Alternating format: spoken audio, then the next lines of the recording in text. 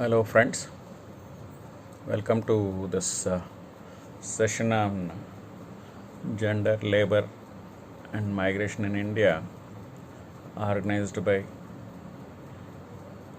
Bishop Cardwell College, Thoothukudi. So, this webinar is organized by Internal Quality Assurance Cell and Department of Sociology. So, I'm thanking the faculty of Department of Sociology for giving me this opportunity to speak little about the topic known as employment of women in India and what type of problems they face and the legal avenues or the legal remedies they got so as and today in India. So see, we can see in India the labor population or in general the employment setup in India is mainly based on the male dominated community. So for example, in a family, in most of the cases, the family is run by the male head of the family, and as well as what are the outside works, anything connected to earning, anything connected to the day-to-day activities, anything connected to the running of the household things. So taking decisions, taking any actions in connected to the financial matters, property matters, whatever it may be. So in India, it is mainly based on the gender, that is male dominated or male oriented communities. So that is a practice in India. So when it comes to the employment as in general, so there is always a small gap between the employment of women as well as the men. So in case of women, the gap is mainly based on the gender bias. So the women may or may not in general. So they are less educated compared to the men who are employed. So I'm not talking about the in general studies or something like that. When it comes to the employment, so the higher supervisory or monitoring type of assignments is given to the male community, whereas the helping as or the subordinate lower classes of employment is given to the women. So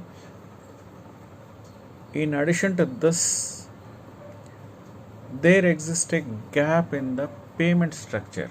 Even if you go to the rural areas or rural setup of employment, say there you can see, for example, if there is a small construction thing is going on or some agriculture thing is going on, so male are given, say for example, 500 to 600 per day, whereas the same work or a similar type of work or same type of hardship which is done by the woman have been paid lesser, say 300 to 400. So it's about 60 to 70% of the less, or in ratio you can say it is little bit lesser compared to the payments which are given to the male employees. So in that cases, so here in case of regulation of the wages and all, even though there are guidelines, even though there are government rules and regulations, provisions, acts are there, bills are there, so lot of welfare schemes are there. These are, it is observed, it is mainly on the paper. or it is written on the paper, spoken on the stage. So when it comes to the implementation, the percentage of implementation or chances of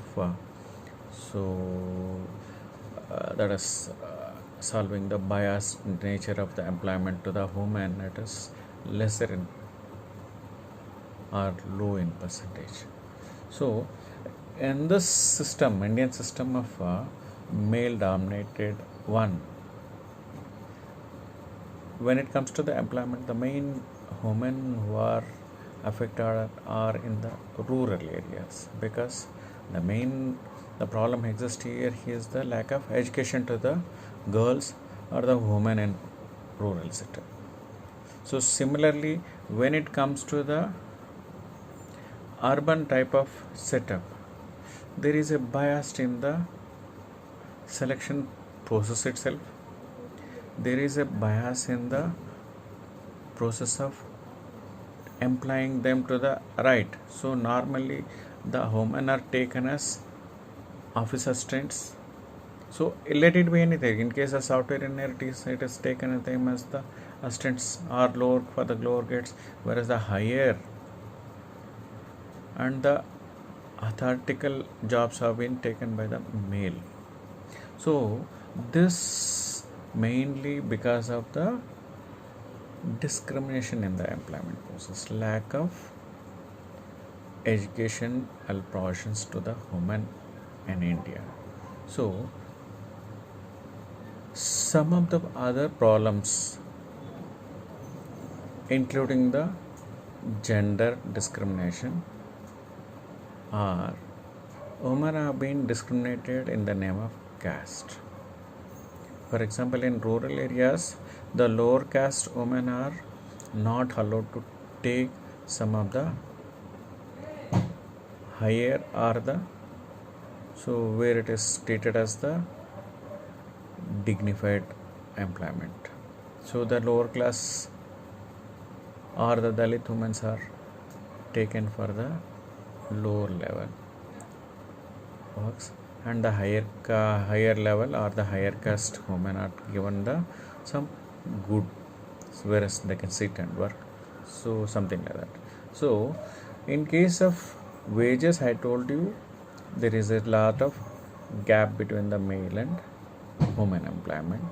So in addition to that, these women, either in the rural or urban setup of employment, are subjected to the many types of harassments by the male dominated community. So either they are sexually harassed, or they may give some problems at workplace, wrong approaches, so no respect for their work,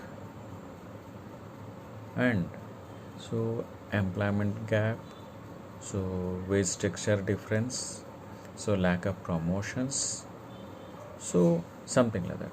So in addition to that, so there is a gap in the employment process between the local women and the outsiders.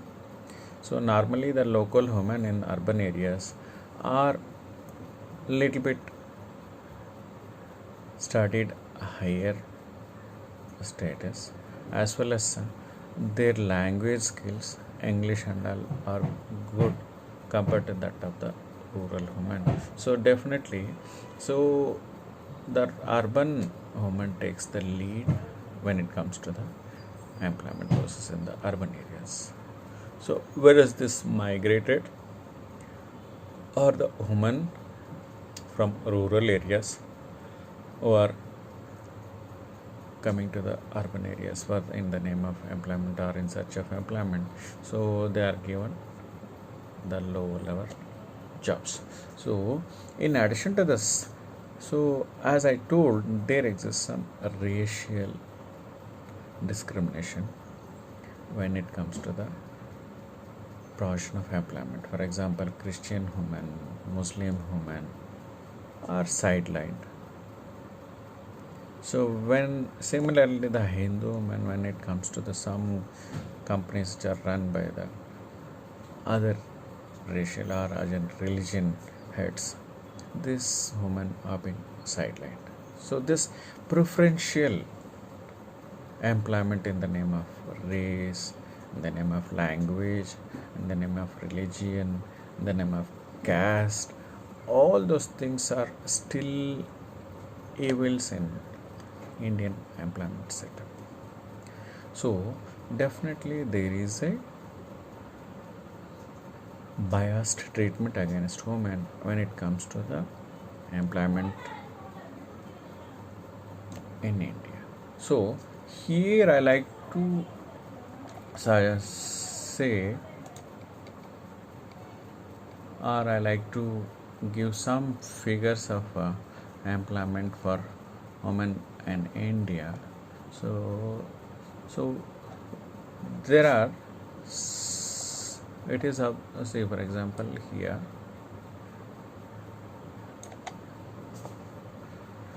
so a publication by Catalyst says by 2050 India will become the most populous country in the world with a projected population of 167 crores, where women population constitute 48.1% of the total population, and there will be 93 girls per every 100 boys. There is fewer men in India, that is, say for example, this ratios when we compare the human population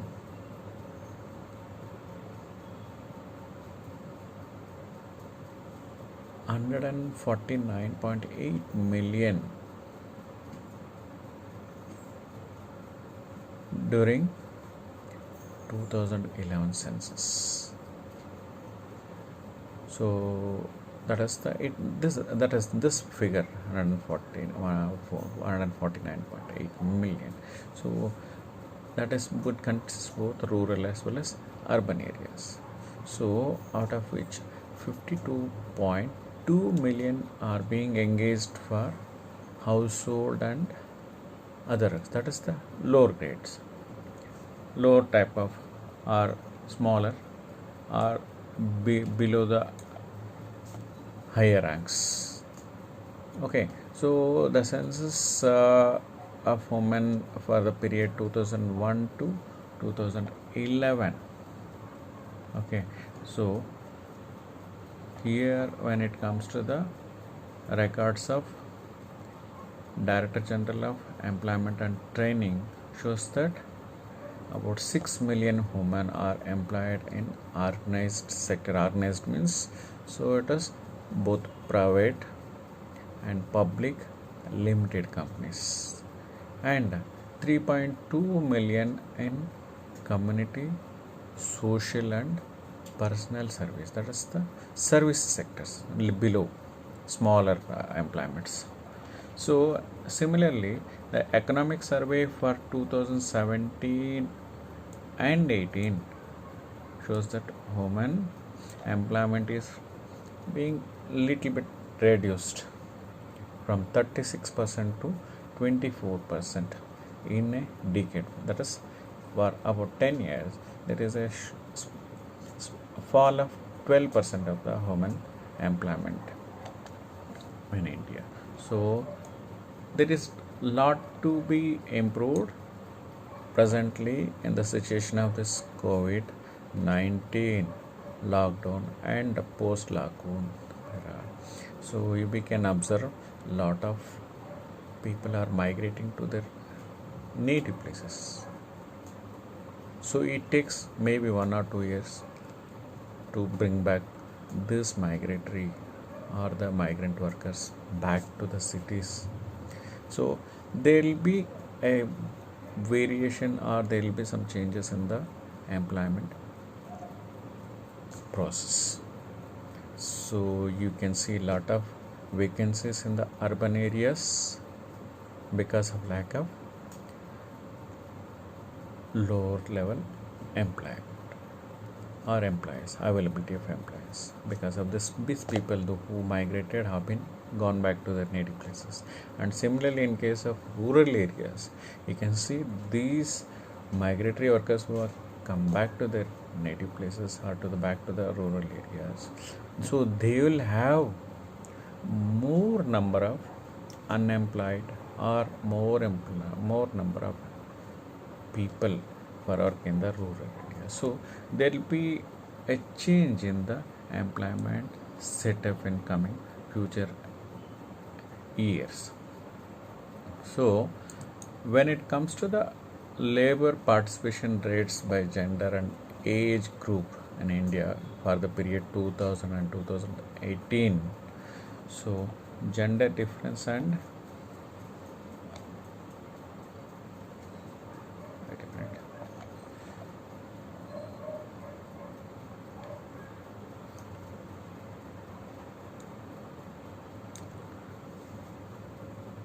So here we can see the ILO figures shows that gender difference and the consequently the preference of our male. So here the employment, education and the promotion for the leaderships are mainly shows this is male dominated and difference is gender biased. So where the number of educated shows the or the education promises are given to the male children mainly compared to that of the girl children. These girls are employed for domestic and household works, whereas the boys are given preference for the studies, higher studies, etc. So the report shows unemployment rate for women in rural areas is 47 per thousand compared to 21 per thousand in urban areas. That means in rural areas still the problem of promotion for employment and education for women still it lacks compared to that of the urban areas. So female being more vulnerable gender, they are tending to migrate to the urban. So because of this, as I was telling, since there is the promotional activities in rural areas are very low compared to the urban areas, so some of the educated and the motivated girls and women, they are migrating to the urban areas for the purpose of employment. So initially these women, those who migrate from rural to urban areas, so they are mainly employed in social assistance work, household, domestic, so something work with the NGOs, so or the housekeeping and smaller type of work. So later this slowly with some contacts and other things they come to the higher levels. Okay, so now this is a highlight of the present status of the women in employment system. When it comes to the laws or the legal setup which is supporting the women employment and their welfare are, so here some of the measures taken by the government of India purely to safeguard the safety and security and their employment or their personal life at the workplace or during the employment, or it is one is sexual harassment of women at workplace prevention, prohibition and redressal act 2013. Next, the building and other constructions regulation of employment and conditions of service act 1996. Next comes Factories Act 1948. Then the Interstate Migrant Women, so that is also known as RECS Act 1979.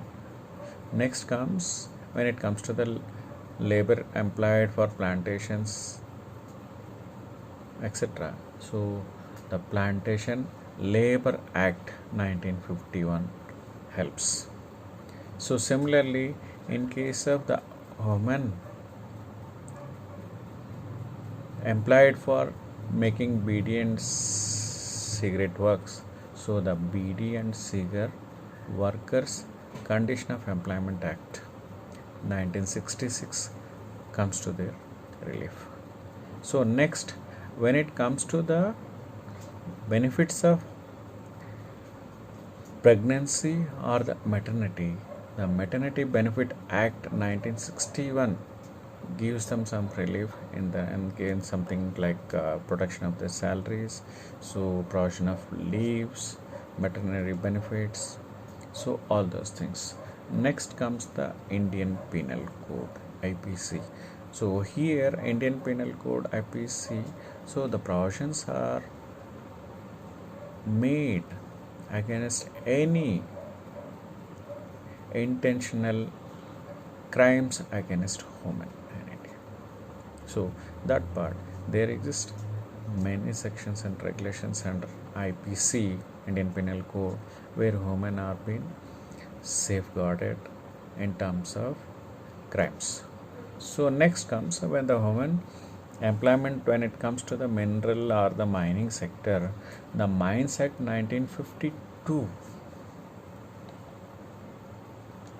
and the provisions will give them the safety and secure measures, the method of employing women in mining, hours of employment, whether they can be employed in risky areas or not, all those things comes under Mines Act 1952. Then comes the Contract Labor Regulation and Abolition Act 1970. So as it told, the women mostly are employed under contractual basis in smaller working areas such as housekeeping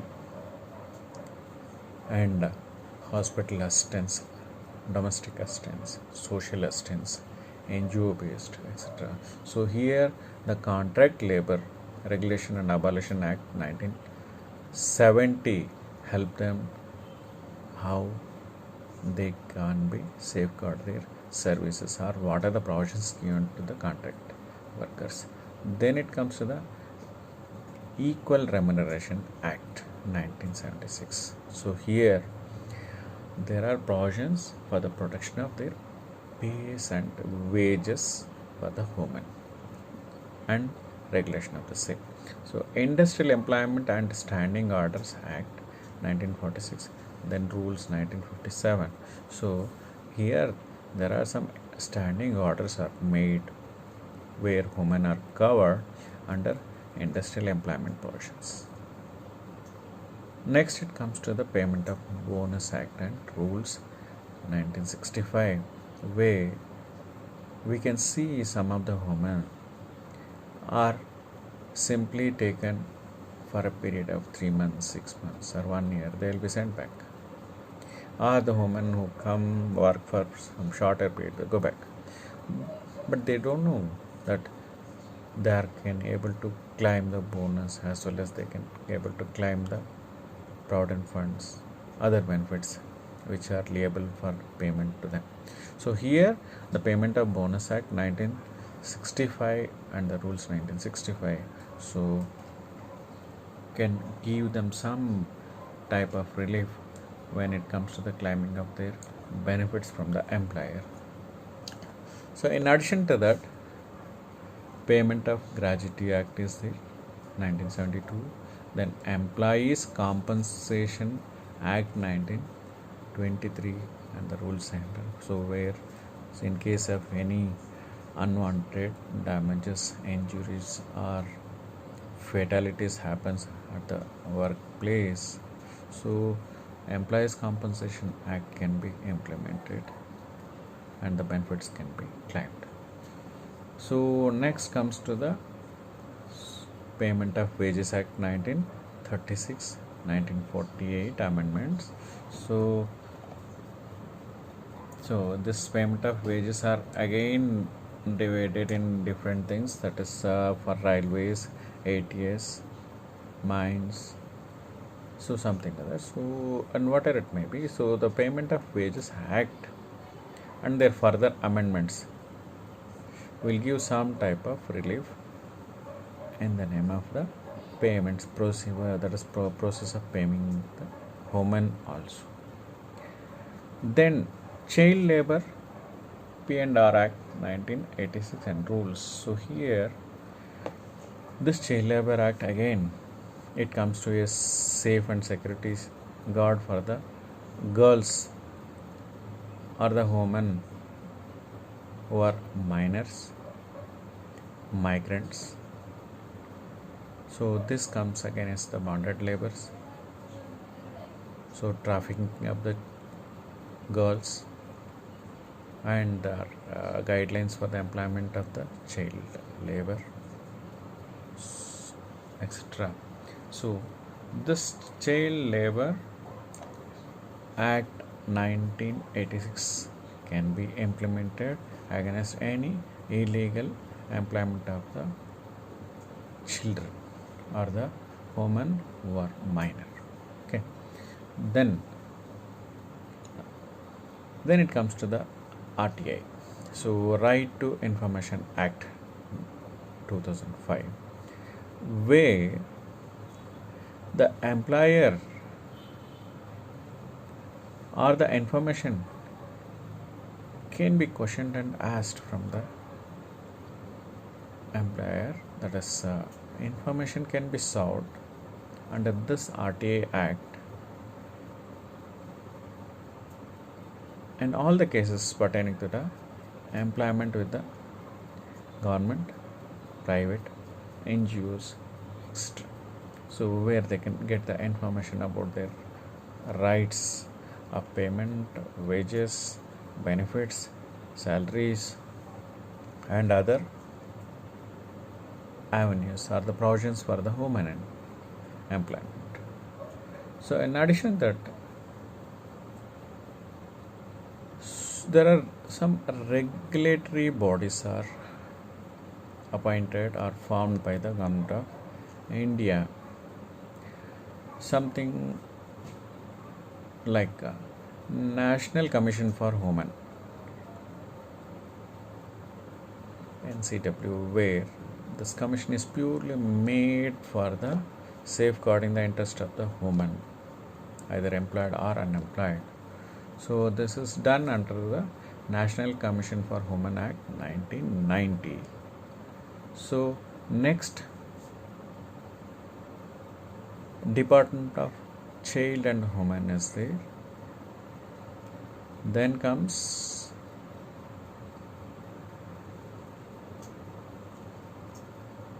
Labor Commissioner, where all this issues pertaining to the employment can be taken to the Labor Commissioner. So something next, it comes other few things are, so the cyber crimes, or what we can say, cybercrime prevention against women and children, CCPW.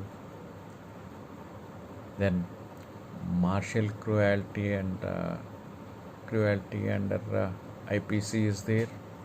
Assisted Reproductive Technology Regulation Bill 2014 is there. Human Trafficking Prevention Bill 2016 is there.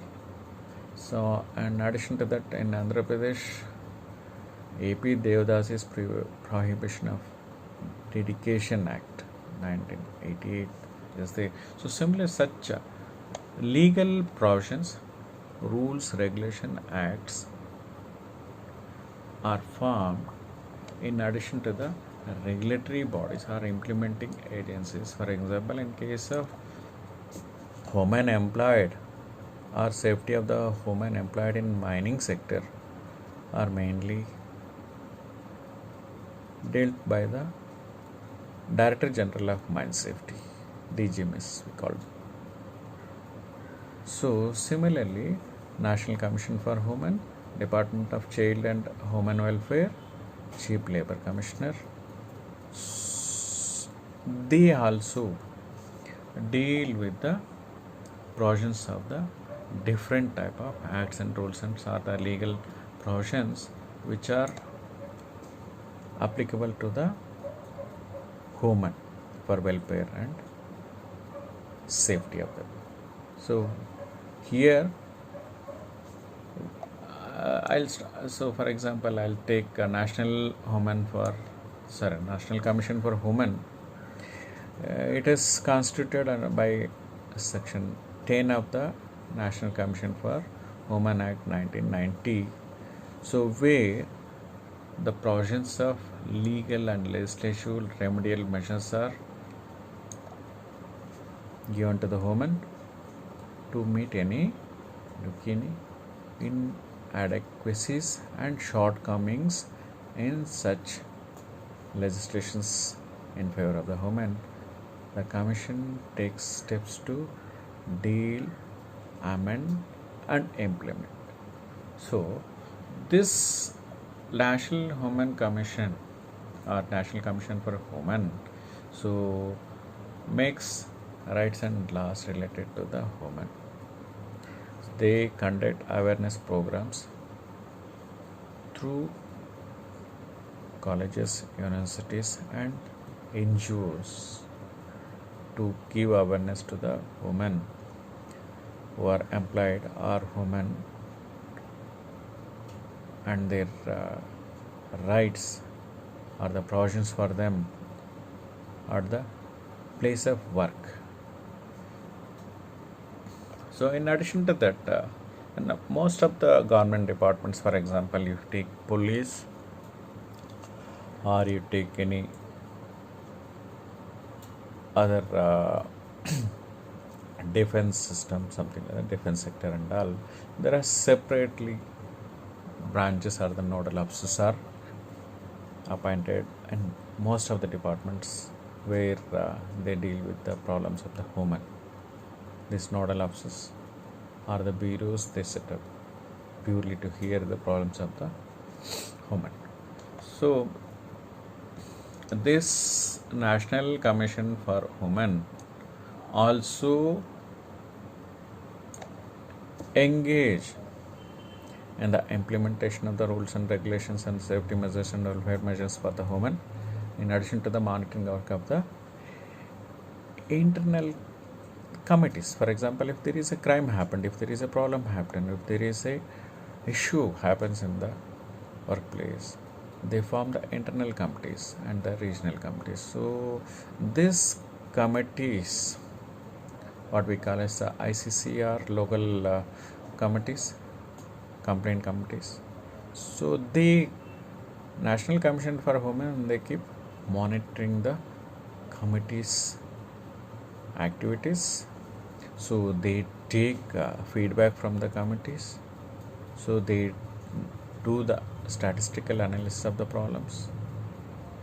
So collaboration of activities of the nodal officers in the organizations. So they take give and take. For example, they regularly take the returns of the crimes occurred. So they give feedback. They issue some circulars. They issue some guidelines, etc. So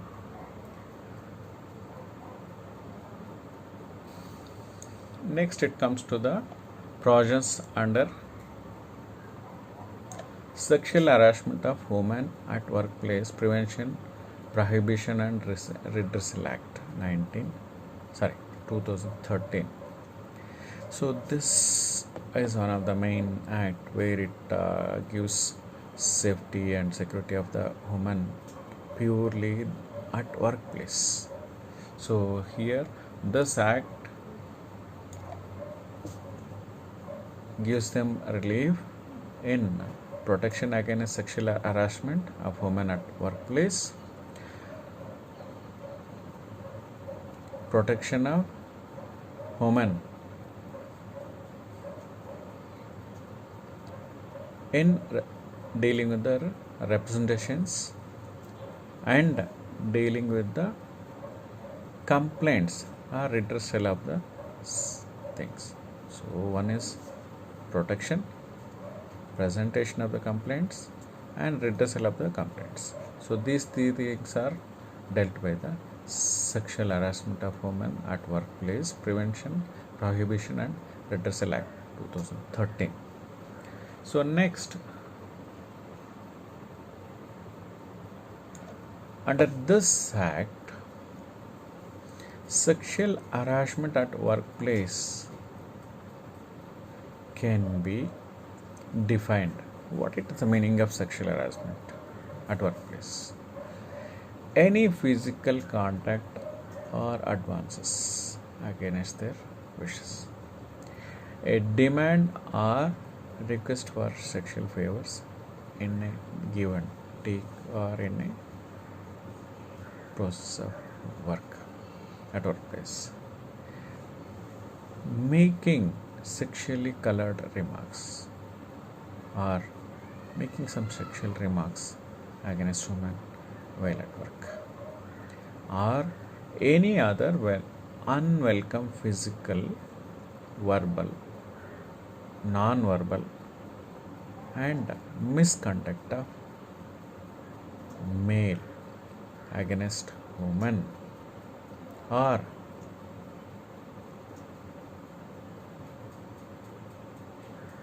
say gender discrimination, or sexually exploiting the woman at a workplace. So it is covered under the Sexual Harassment Act. So what are the circumstances? Okay, sexual harassment we are speaking. What are the circumstances where we can say that there is some harassment is occurred? So here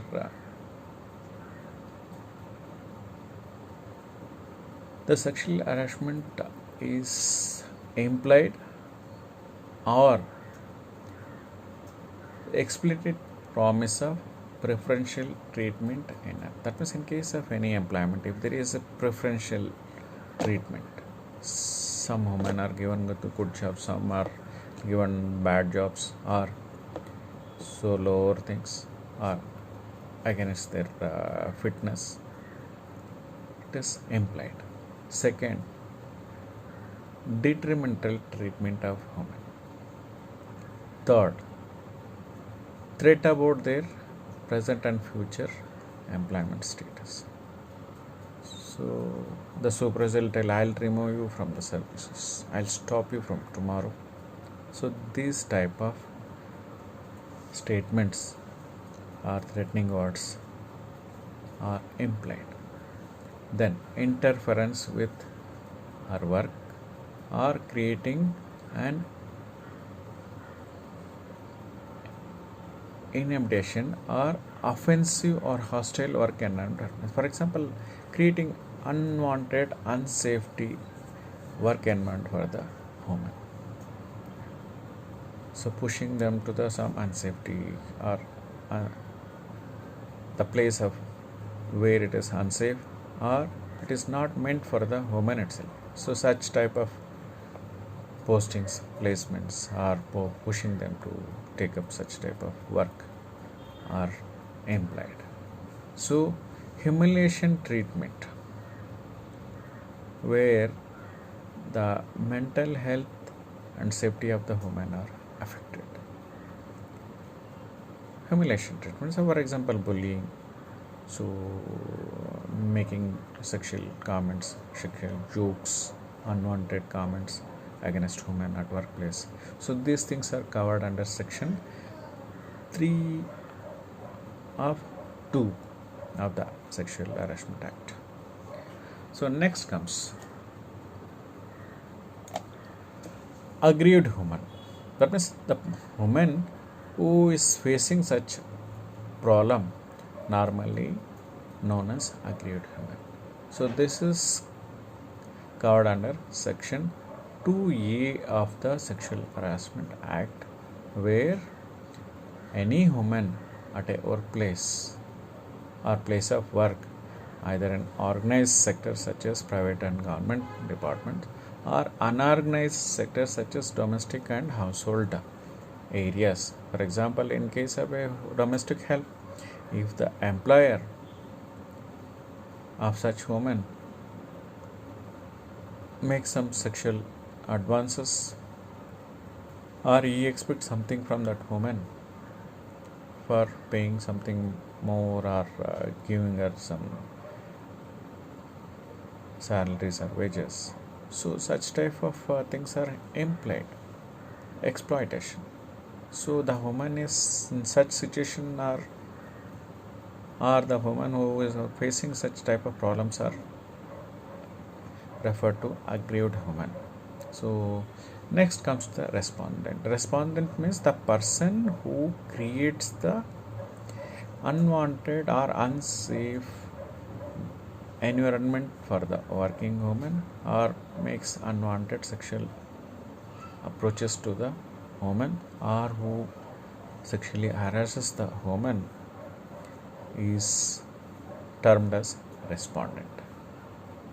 So what is the meaning of workplace? Workplace means, I told you there are two things. One is organized and unorganized. Organized means which are governed by the rules and regulations, either it may be government or semi-government or private, that is public limited and private companies. Whereas in case of unorganized, it is only a small type of business, or small type of timely employment, or domestic service based, NGO based, something like household, all those things.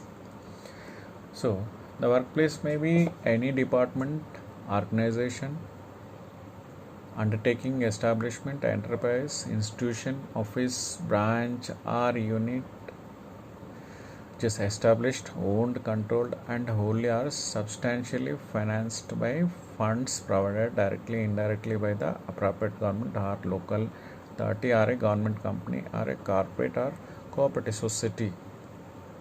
Next, any private section, organization, or a private venture, undertaking, enterprise, institution, establishment, society, trust, non-governmental organization, that is NGO, unit or service provider, carrying commercial, professional, occasional, educational, entertainment, and industrial health services, etc. So next comes to the sports. That is any sports institute, stadium, sports complex, games venue, residential, that is residential or training center, sports, other activities related to it. So in case of next, it comes to the any place visited by the employee arising out of or during the course of the employment, including the transportation, providing the employed by the employer, or the travel time, during the time, in case anything happening by the cab drivers, or when I while at work, or while at traveling by the colleagues or the co-workers, etc. So again, the last thing is dwelling or a house. So housemates employed in the dwelling are the domestic workers. So these are the definitions, duties of the, that means then it comes, wait a minute. So at the last, I want to tell you the welfare and protective provisions for women. One thing is safety and health measures for the women. Next, prohibition of the night work for the women. Prohibition of subterranean work. Next, maternity benefits. Next, provision of the separate latrines and urinals for women in any workplace. Next, separate washing facilities. And next, restrooms, separate restrooms for the women. Next, provision of creche, the women who are with the children, small children, creche should be given there. Then comes vocational training for women. So when it comes to the Director General of Employment and Training, so there are provisions where so we can see some training centers for women also separately. Then under Chief Labor Commissioner, as I told you, any dispute connected to the employment of women at workplace can be dealt under Industrial Employment Standing Orders Act, Payment of Bonus Act, appeals under SOS Act, Maternity Benefit Act,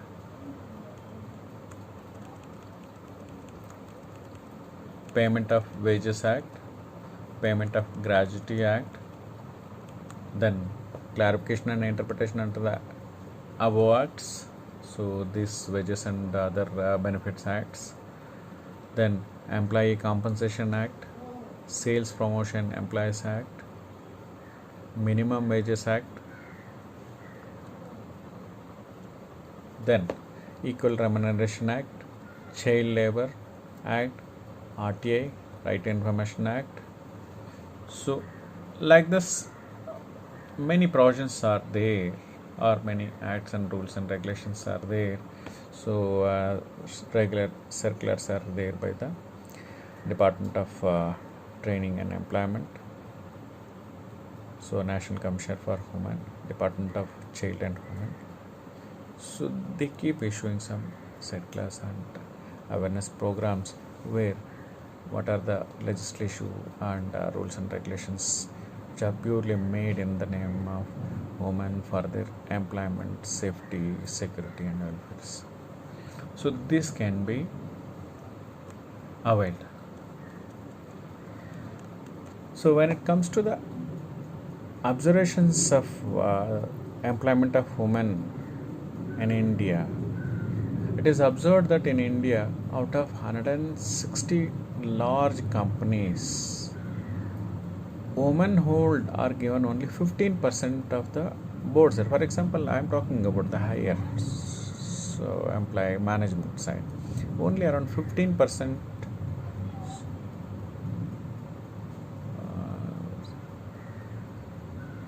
are given for the women in case of management.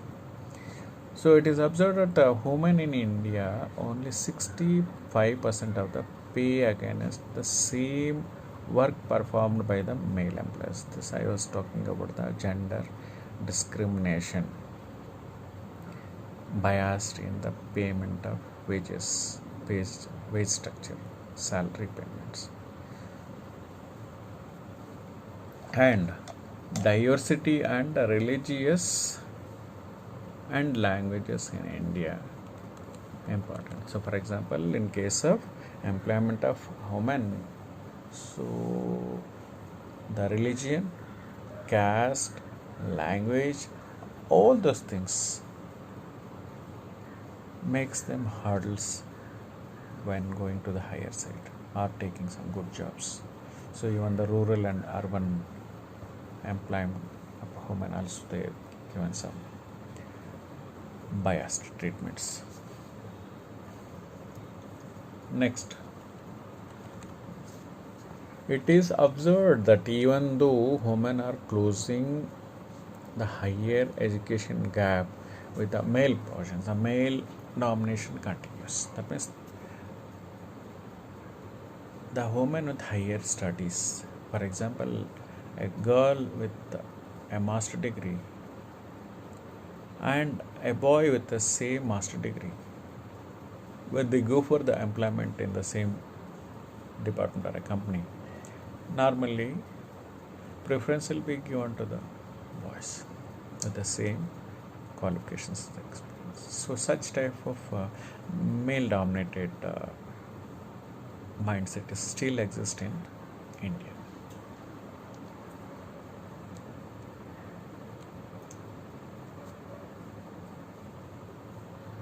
So when when it comes to the female workers, labor force participation rate among the women in the country already, that means female employment rate. So here in India it is observed that so the rate of employment of the women are always lesser compared to the men. So there is no equal employment opportunities are not there for both women as well as men. So this ratio should be improved. The gap between the employment of women and number of men ratio should be reduced, so that they can make good awareness for the employment of the women for the future prospects. It is observed that women under temporary contract outsourcing based in organized, unorganized domestic employees are not available. See, this is one fact where this migratory and the rural population women, when they come to the urban areas for employment, in most of the cases these women are taken as contractual or the resource based or the temporary workers, and when they take the temporary assignments or the workership, their salaries are deducted for the provident fund, their liabilities for bonus and other benefits, nothing is given to them, even though it is there in the guidelines and rules and regulations or what are the legislative provisions for the women, and they are not given. If a woman leaves a job and goes in between, no PF is given to her. In case if a woman is pregnant and goes for a maternity or the delivery purpose, no maternity benefits are given to them. So leave facilities are not considered for the temporary outsourcing and contractual workers. Migrant workers, for example, from one side to other side, they be changed. If one project is completed, same setup of workers with the same employee, they go to the other side, but their remuneration in case of benefits and other perks, nay, they are not considered. So all these things needs some legal awareness programs purely for the migrant workers or the women from the rural areas. What are their rights? Government, what are the rules and regulations they have made purely for them? What are the benefits they can avail? What are the welfare measures? What are the legal provisions they got to approach the employer for payment of pending dues, something like that? So all those things needs some type of awareness program. It should be implemented strictly by the authorities. There is no need for going for purely for the disputes. If there is a problem, go to the labor court and file a case and fight a dispute. It is not the thing. It should be implemented at the base where the people are employed. They should not go to the court. It is the duty of the employer to give benefits to the employee, and the employee got full rights to claim his benefits as per the legislative or the legal provisions for them by the government. So finally, to conclude this session, so as I was telling, in India, working women are being living sandwiched between the talent and the gender difference. This gap should be removed. Then there is a need for increase in the women in continuing their higher educations. So normally the women are either school dropouts or the college dropouts. So they should be motivated for the higher studies so that they can take higher and good type of job avenues. So next,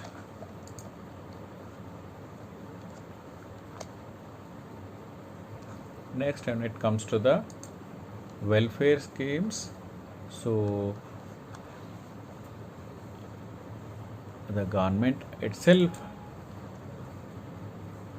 should act timely in favor of the home. So here I like to stress that one is discrimination in the name of gender. Second, discrimination in the name of religion, caste, and other things, language, rural, or their social status should not miss. So, and there should be some awareness and NGO participation to improve their employment status, type of employment, avenues, give them some ideas about how to study, what to study, where to study, and what are the legal and what are the agencies working for them. So these things should be considered, and more number of awareness programs are required to motivate the women from rural as well as the lower side of the workplace or employees to move towards the higher side. And there should be some change in the mindset of the male dominated employment setup in India. So thank you. So in this situation of COVID-19, please, all my friends, try to stay home, take some safety measures, avoid going out, socialization, all those things for time being, and keep adhere to the guidelines by the government for our own betterment. Thank you once again for the organization of this webinar, and especially Bennett Rajdurai, so who spoke to me and given me a chance of this webinar as a speaker. Thank you. Myself, Dr. Ramakrishna, Professor in Management, Mining and Social Work. Thank you.